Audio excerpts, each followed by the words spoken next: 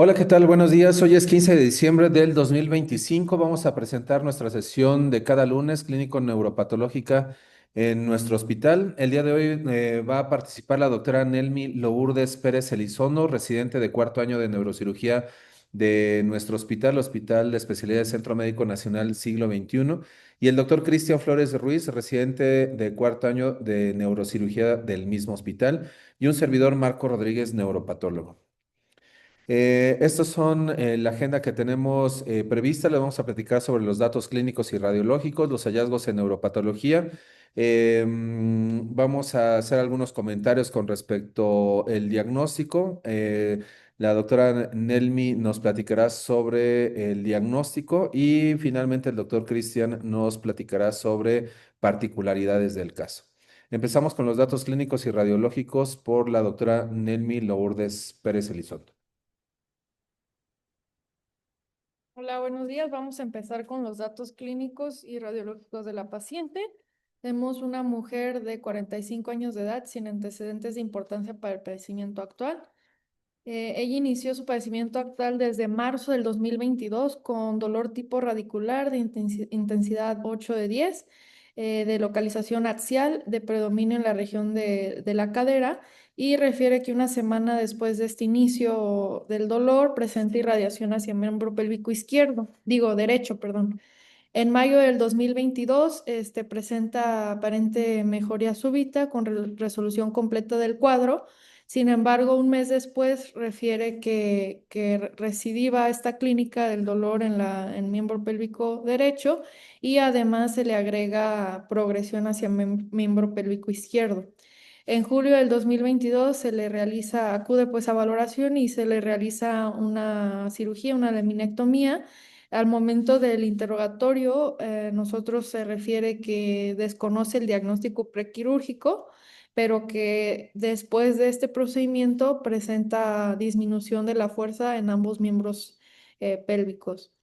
Dice que inició de predominio en el derecho y de región distal.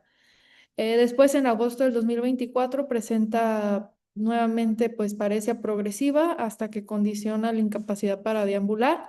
Y en noviembre del 2024 presenta incontinencia urinaria, y en febrero de este año, el 2025, presenta incontinencia del esfínter fecal. A la exploración física encontramos una mujer de edad aparente a la cronológica, despierta, orientada, íntegra, y a la exploración neurológica encontramos fuerza disminuida, con dos menos en miembro pélvico derecho y dos más en miembro pélvico izquierdo, los REMS aumentados en miembros superiores y disminuidos en miembros pélvicos, y una respuesta plantar indiferente. Esta es la primera resonancia que tenemos, es un T1 simple del 2023. En el lado derecho vemos un corte pues sagital, en donde se alcanza a ver ligera hipodensidad a nivel de L3, L4, que en la región es esta de aquí, que estoy apuntando con el cursor, que desafortunadamente en el corte axial como que se brinca porque los cortes están muy gruesos y no se alcanza a percibir. Sin embargo, en la siguiente secuencia, en T2, sí se alcanza a observar, que es esta que vemos. De igual forma, del lado derecho tenemos un corte sagital, en donde pues aquí delimitamos la lesión, lo que estoy apuntando con el cursor, en donde vemos pues que desplaza las raicillas nerviosas, ¿no? Alrededor. Y de este lado, en el corte axial, sí logramos percibir esta lesión,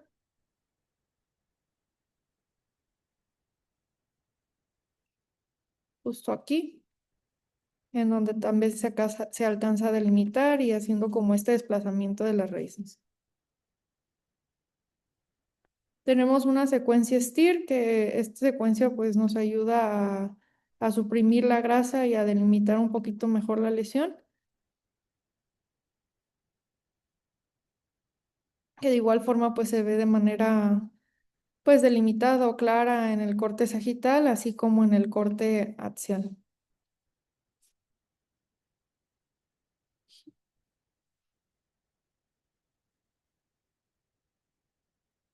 Tenemos esta otra secuencia que se llama lava flats, de igual esta resonancia magnética. Habitualmente esta secuencia se utiliza para imágenes de región hepática. Sin embargo, pues nos ayuda a suprimir de igual forma la grasa y al realzar lesiones con contenido de agua abundante, como se ve pues en esta región.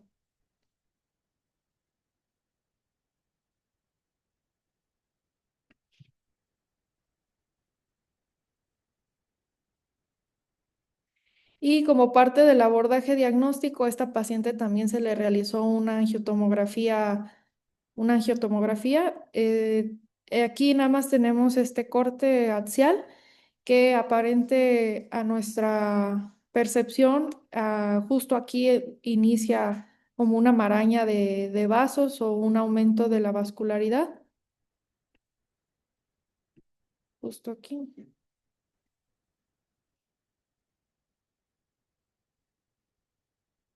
Ujú. Que suponemos con con los otros estudios, la resonancia, que es donde se inicia pues la lesión. Y tenemos la otra resonancia más reciente, que es del 2025. Tenemos un T1 simple, que de igual forma pues se ve este aumento de la densidad en el corte sagital. Sin embargo, pues sí vemos un aumento del tamaño en comparación a la del 2023, que estoy limitando con el cursor.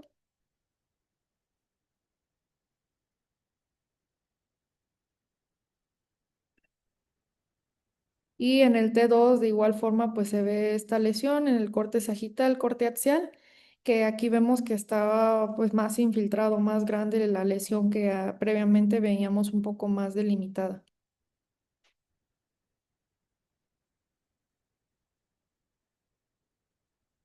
Y en la secuencia STIR, también esta del 2025, igual corroboramos este pues aumento de tamaño en comparación a la del 2023.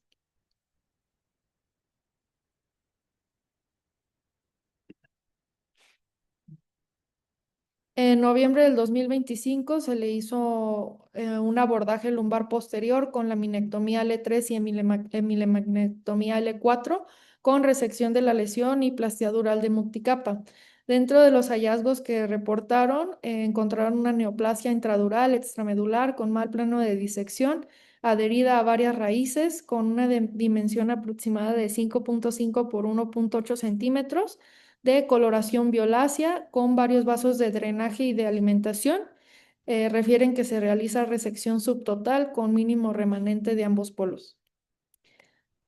Y esta es una tomografía postquirúrgica inmediata que no nos ayuda a ver como con exactitud de la región de la lesión, pero sí, pues la resección, pues la laminectomía y la emilemectomía y verificar pues que no haya áreas de sangrado inmediato, ¿no? Y de igual forma, pues tenemos una resonancia magnética postquirúrgica. Este es un T1 simple en donde pues se alcanza a ver en donde previamente estuvo la lesión a nivel de L3 hasta L4, L5 y es el T1 simple. Y en el T2 podemos observar cierta extravasación de líquido cefalorraquídeo que se observa como aumento de la densidad que en tejido celular subcutáneo, así como hacia piel. Fue una de las complicaciones que presentó la paciente. Pues como conclusión del reporte, justo es lo que les mencioné, los cambios quirúrgicos con las laminectomías desde L1 a L5 y pues asociada a esta fístula de líquido cefalorraquídeo que les referí. Y aquí tenemos pues el resumen imagenológico desde el 2023, como veíamos la lesión, y hasta el postquirúrgico T1 simple. Muchas gracias, Neri. Les voy a presentar los hallazgos histopatológicos de esta lesión. Recibimos múltiples fragmentos de tejido con esta medida, 3.3 por 2.3 por 0.6 centímetros. Y algo importante en estos tejidos fragmentados es que tienen aspecto congestivo. La mayor parte de ellos son irregulares y discretamente aumentados de consistencia. En este fragmento, que es el fragmento de mayor tamaño, lo cortamos y podemos apreciar la superficie de corte que es esta. En ella identificamos esta lesión que se encuentra parcialmente limitada por esta cápsula delgada en color gris hialino, y el resto de la superficie es sólida en color amarillo y color café oscuro de aspecto congestivo. Este color amarillo es importante para la correlación histopatológica y radiológica. En los cortes histológicos, en esta región capsular que les comentaba, podemos identificar la misma en HE y en tricrómico de Masón. Aquí vemos una interfase entre el parénquima neoplásico y los nervios en la superficie externa que se encuentran entremezclados con estructuras vasculares. Y esta frontera tisular está limitada por este septo de tejido conjuntivo a manera de cápsula. Em, el parénquima neoplásico tiene un patrón vascular franco con vasos de luces variables, endotelio plano en monocapa sin atipia, y entre estos vasos se identifican estas células intersticiales que son irregulares a ovoideas con relación núcleo-citoplasma 1 a 3 a 1 a 4. El citoplasma es multivaculado, que esta es una característica distintiva de esta neoplasia, y los núcleos ovoideos de cromatina compacta hipercromática. En otros campos identificamos muchísimo mejor el aspecto multivaculado de las células, como los muestran estas fotomicrografías. Justamente en ello quiero hacer énfasis en esta multivaculización, que es algo característico de esta lesión.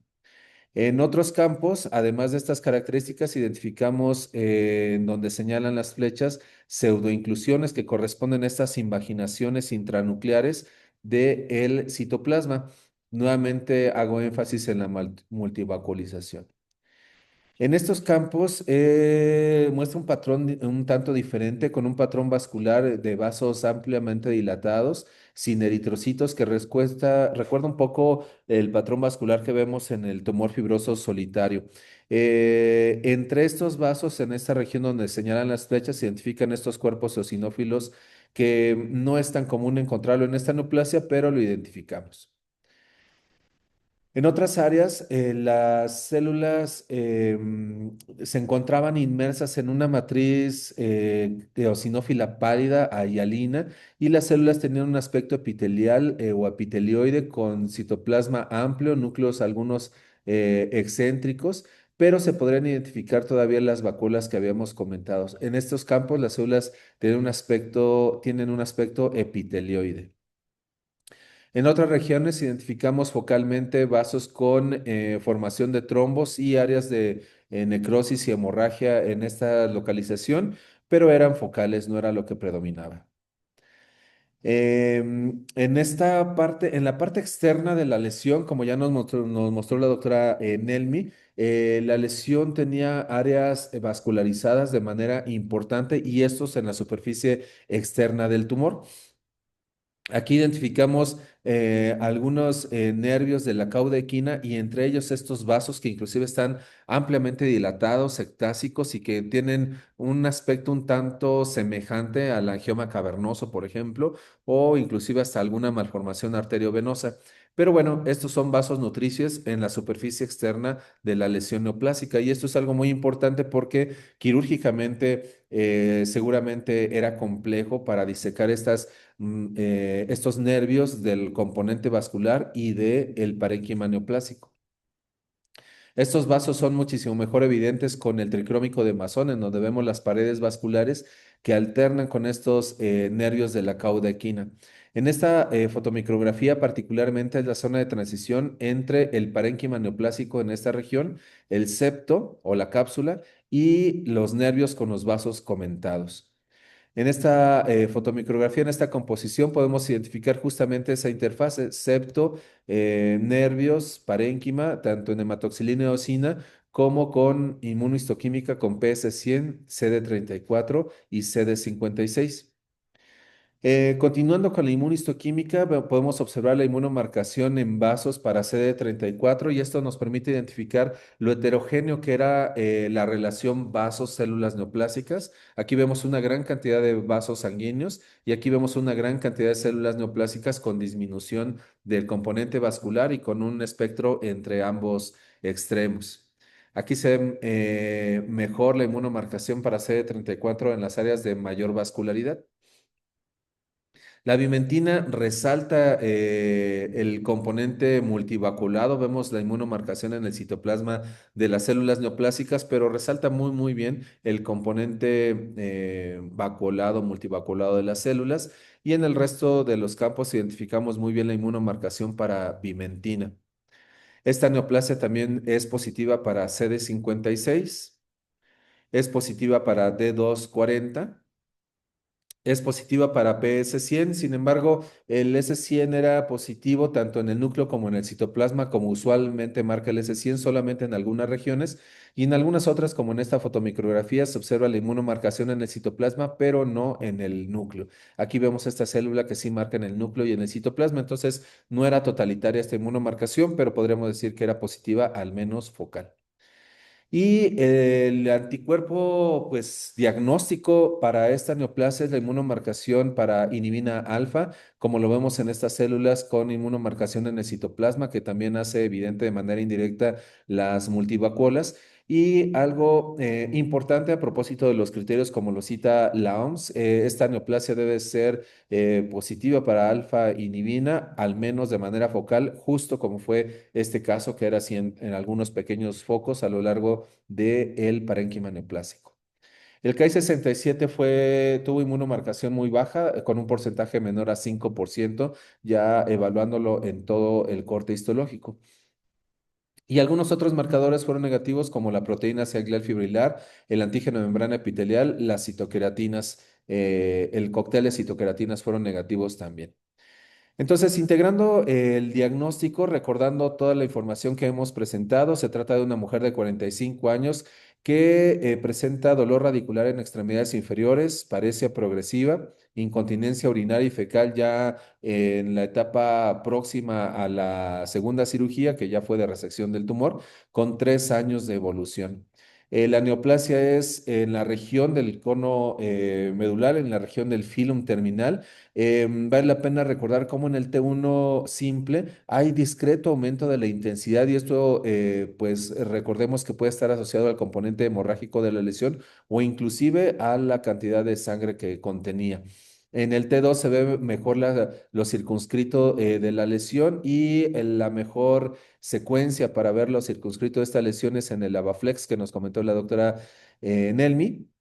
Aquí podemos ver cómo capta el gadolinio en la mayor parte de la neoplasia. Es sólida, tal vez con un pequeño componente quístico, pero en este caso era predominantemente sólido, como lo podemos ver en este fragmento de la resección. Es importante recalcar que esta neoplasia es característicamente amarillo-café y este color amarillo está asociado al componente lipídico que tienen las células neoplásicas contenido en el citoplasma a manera de múltiples vesículas y también podemos encontrar pseudoinclusiones. Este componente celular es el componente estromal o son las células estromales de la neoplasia y el componente vascular es importante, es el segundo componente importante que también es evidente con el CD34. Las neoplasias, aunque tengan el mismo nombre, pueden tener algunas características que las hacen diferentes. En este caso se identificaron glóbulos hialinos, focos de trombosis con áreas necrohemorrágicas y en la superficie externa del tumor encontrábamos vasos entre los nervios, como comentábamos. Esto es algo muy importante, sobre todo para el diagnóstico diferencial con un hemangioma, por ejemplo, o alguna malformación. Y las células en este caso también eran en algunos campos de aspecto epitelioide. La inmunomarcación ya comentada, pero particularmente la inmunomarcación para inhibina alfa, es diagnóstica, aunque también son positivos para CD56, D240 y PS100, con lo que se integra el diagnóstico de hemangioblastoma de la caudequina. Y bueno, la doctora Nelmi Lourdes Pérez Elizondo nos va a platicar ahora sobre generalidades del hemangioblastoma. vamos a continuar con la revisión bibliográfica.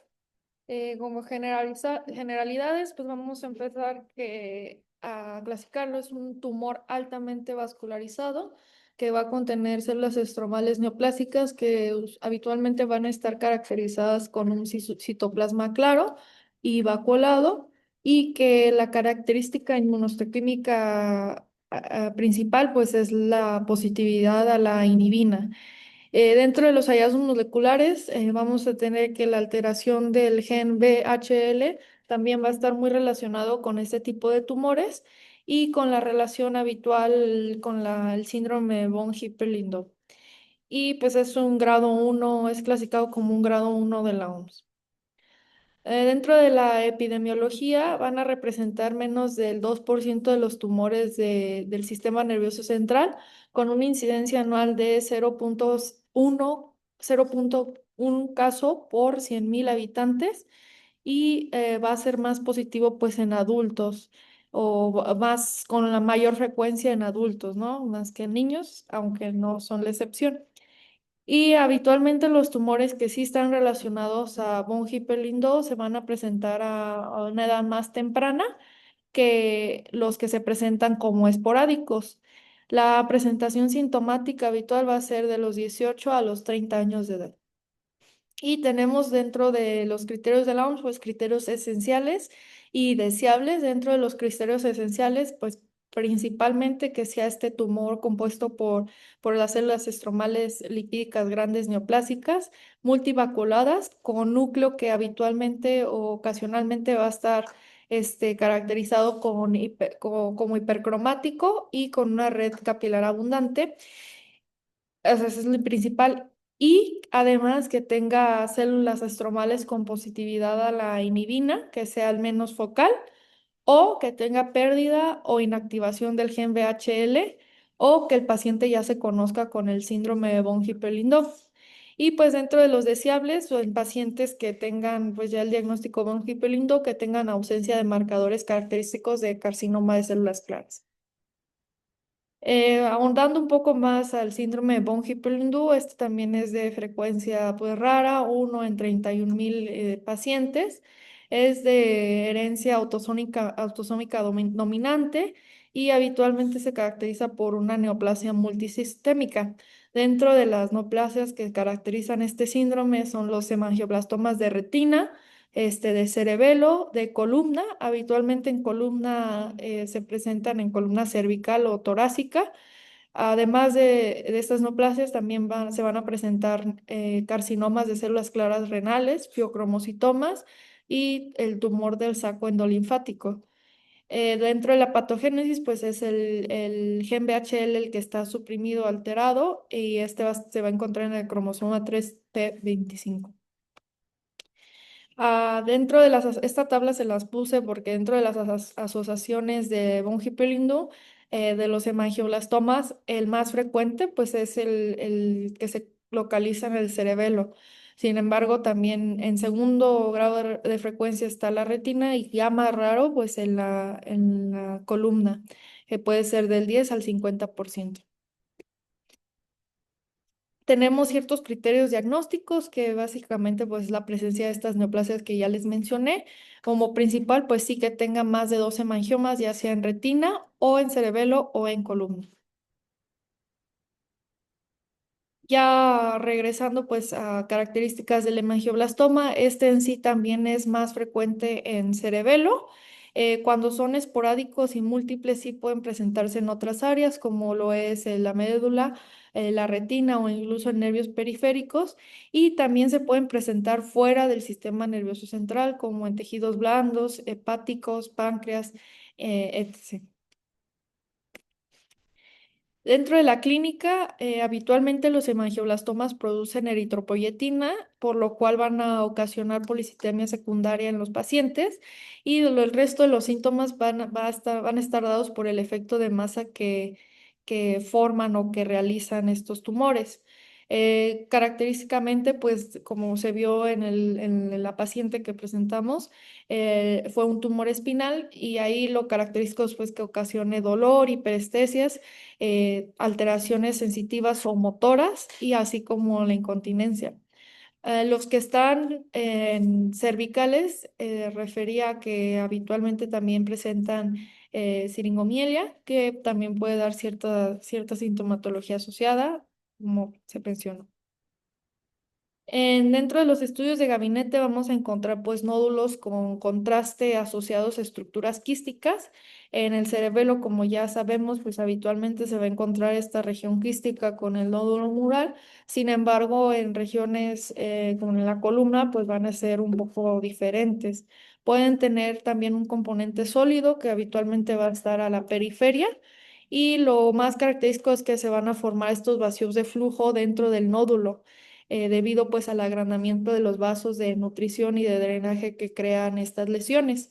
La angiografía puede ser útil. Aquí vamos a observar pues una densa maraña de vasos, una maraña de vasos que van a hacer relevancia pues a los vasos de nutrición o de drenaje. Un poco de la patogénesis, en resumen, pues esta alteración en este gen, en el VHL, va a ocasionar una inactivación de esta proteína que va a conducir a la acumulación del factor de hipoxia de las células del estroma y por lo tanto van a formarse o van a desencadenar una mayor cantidad de transcripción de los genes regulados por esta proteína como va a ser la eritropoyetina, los transportadores de glucosa, entre otros. Dentro del aspecto macroscópico vamos a encontrar masas pseudoencapsuladas que habitualmente están bien delimitadas, quísticas y que pueden tener un nódulo sólido mural o que pueden ser completamente sólidas, como puede ser habitualmente en el caso de la columna. Van a tener una superficie con un tinte amarillento y pueden rondar desde tamaños aproximados desde 30 milímetros hasta 125 milímetros, dependiendo la localización.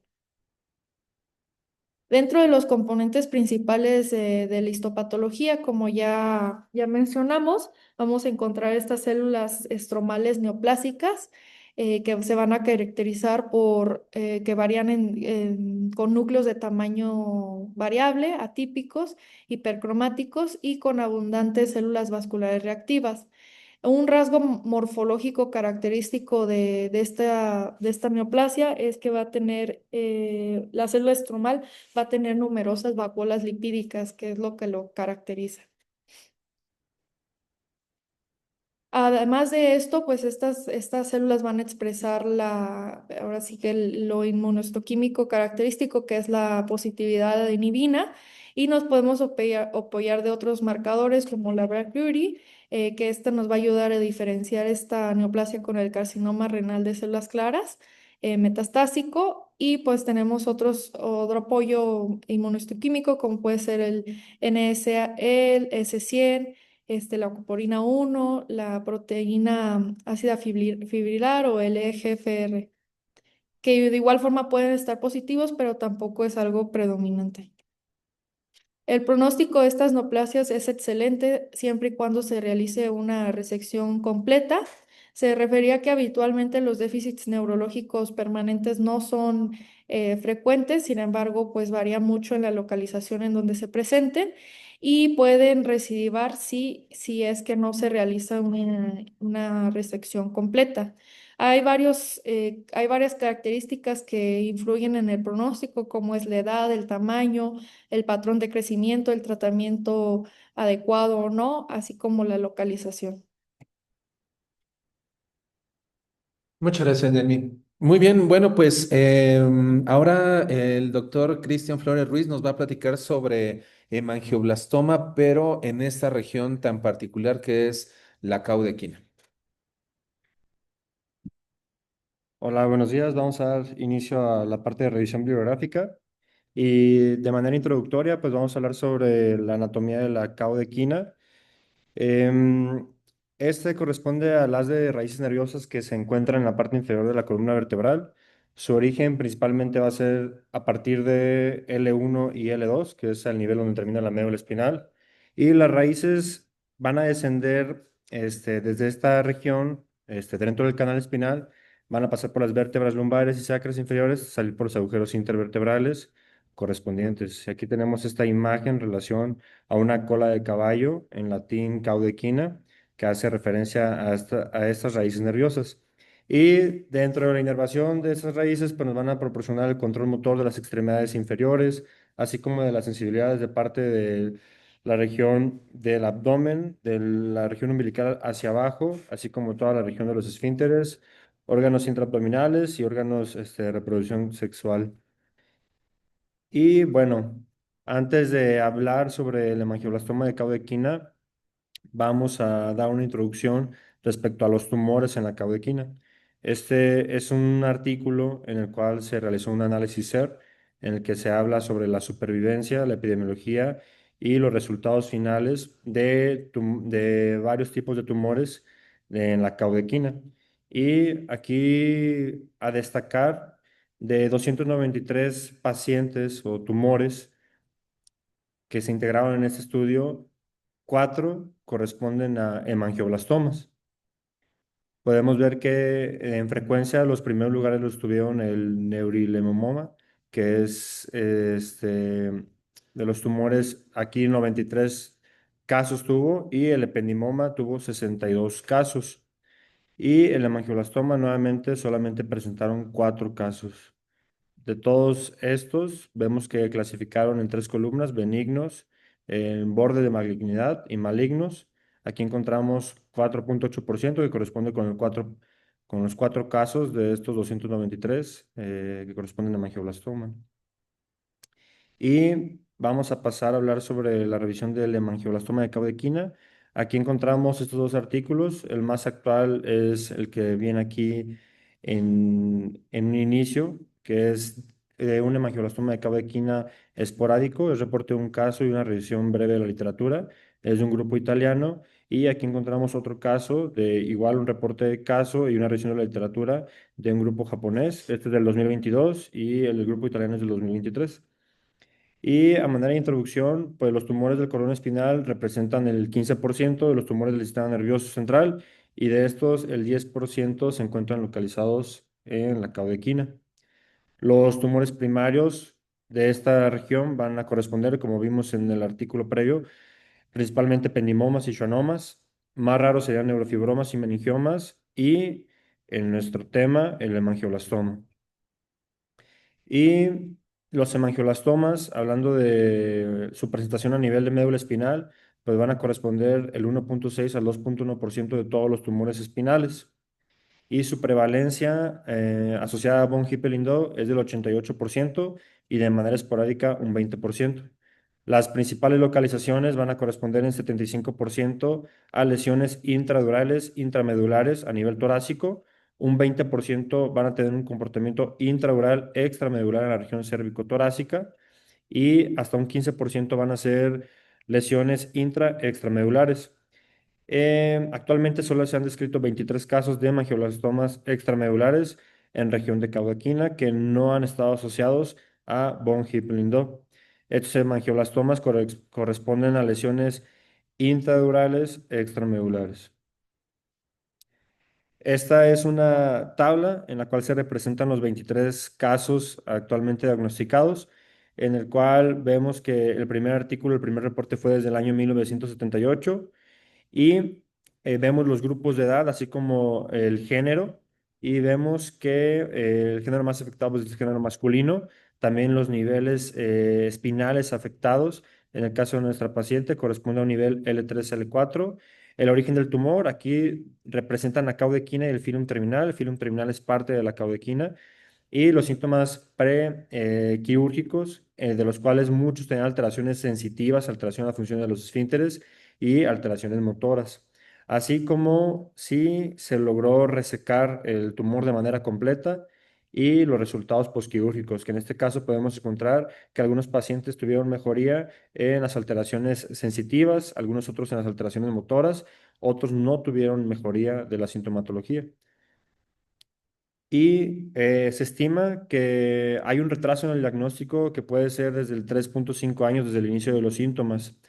Los principales síntomas que vamos a tener en estos pacientes van a ser déficits sensitivos, lumbalgia, hiporreflexia, alteración en la función de los esfínteres, principalmente caracterizado por incontinencia urinaria, hipoestesia, debilidad en los casos más avanzados, como se presentó en nuestra paciente, una radiculopatía, más debilidad en ambas extremidades inferiores. Y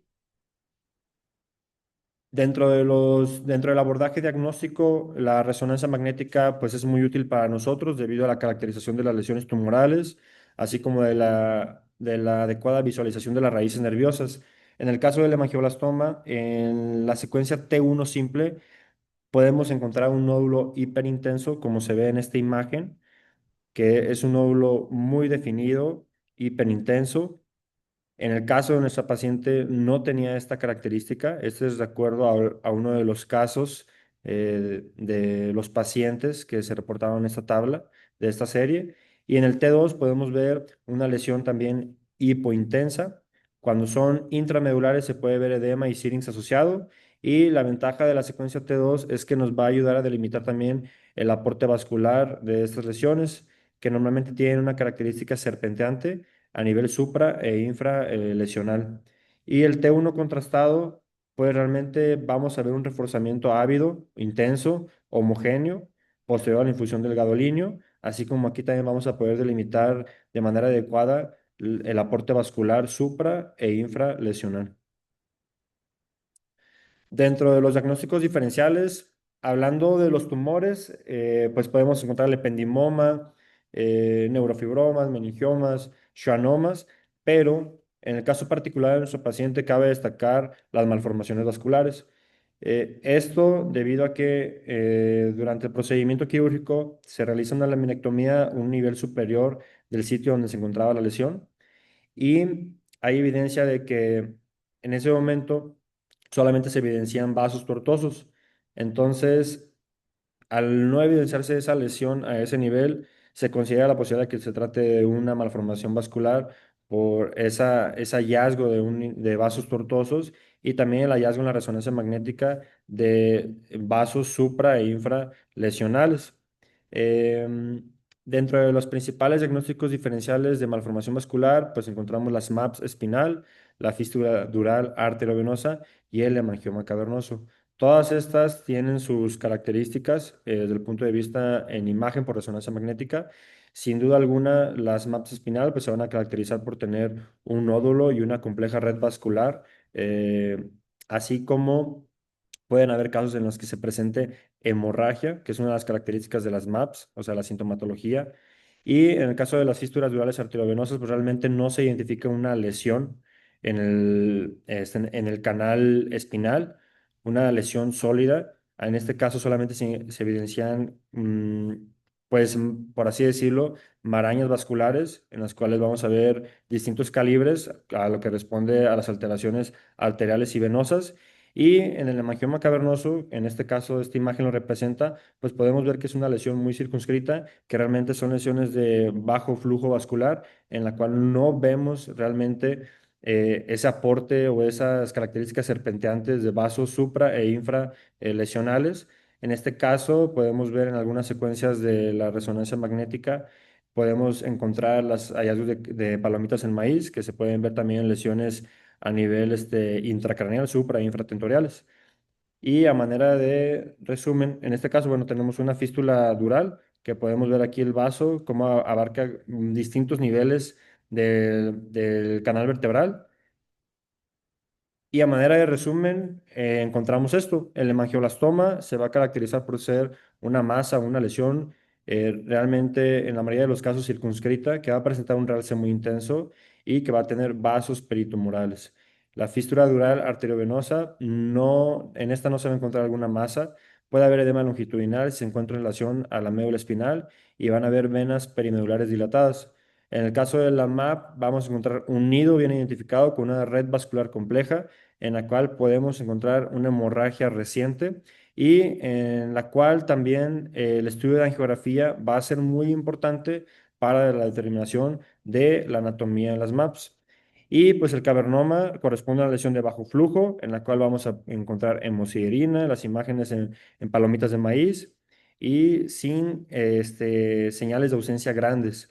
Algo muy importante respecto a la angiografía es que en el caso de la angioblastoma es un estudio que podemos utilizar para determinar el flujo sanguíneo tumoral y que nos puede ayudar a delimitar mejor la lesión.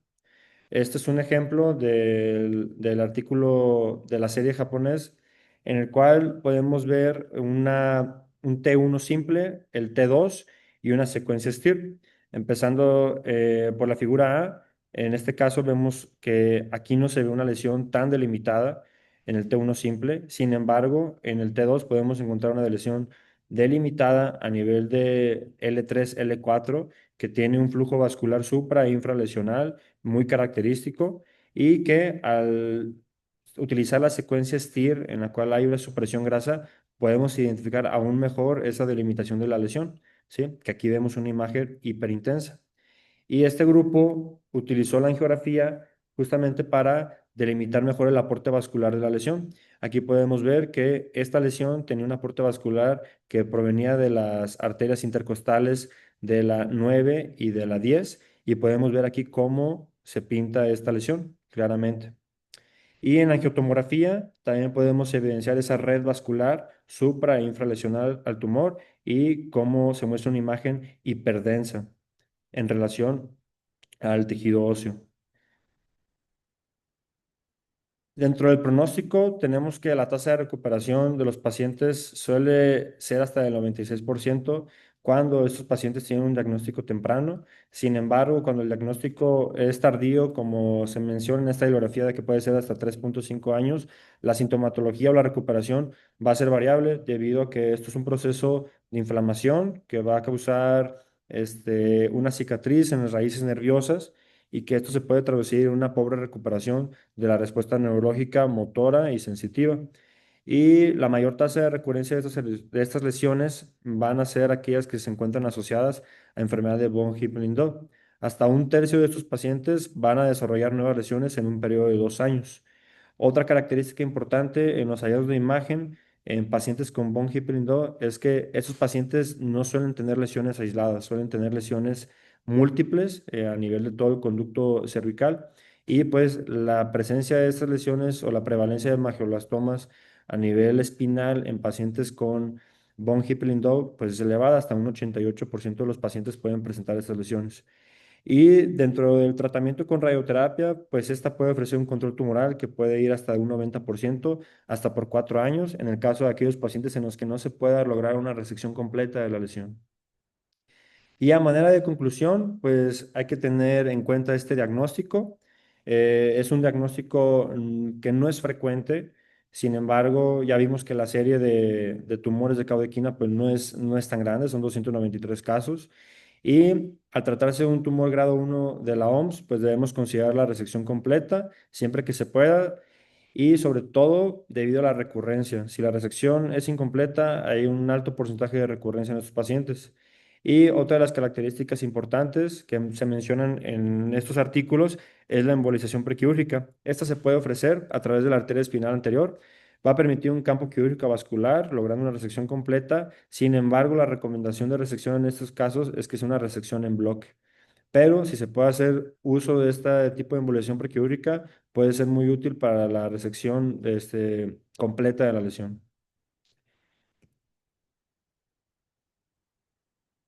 Muchas gracias, Cristian. Y bueno, pues ya para terminar, les presentamos este caso de mangioblastoma, que es un diagnóstico, yo diría que relativamente común en el mundo de la neuropatología oncológica, pero localizado en la fosa posterior, en donde se presenta como lesión quística con nódulo mural.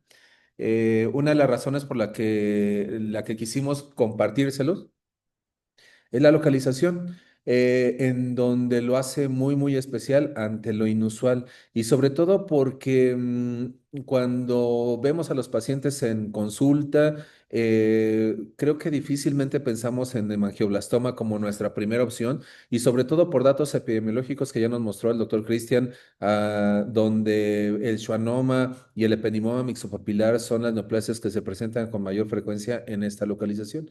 Entonces, otro reto diagnóstico es que este hemangioblastoma en realidad es un tumor mesenquimatoso con diferenciación vascular y el mismo tumor tiene un componente vascular importante en grados variables, mejor evidenciado con CD34, pero algo muy especial de este caso es que en la superficie externa, en la interfase entre el tumor y los nervios, hay también vasos nutricios que son de aspecto anómalo, grandes, tortuosos, que pueden confundir con una malformación arteriovenosa o un angioma cavernoso, que en ese sentido el procedimiento quirúrgico muy probablemente sea tal vez diferente o a lo mejor con un riesgo de sangrado distinto a este caso.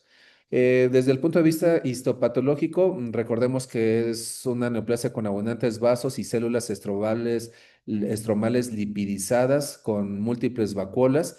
El marcador que nos ayuda a demostrar esta neoplasia es inhibina alfa. Sin embargo, como la misma OMS lo dice, esta inmunomarcación puede ser focal y para eso vale la pena recordar el CD56 de 240 o PS100 que también son positivos o como la doctora Nelmi nos comentó, también Brachyury es de utilidad. En este caso, la inmunomarcación es citoplasmática.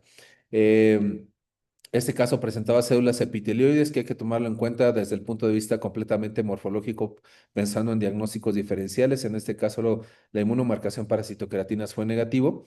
Y redondeando al diagnóstico, pues es el de hemangioblastoma de la cauda equina.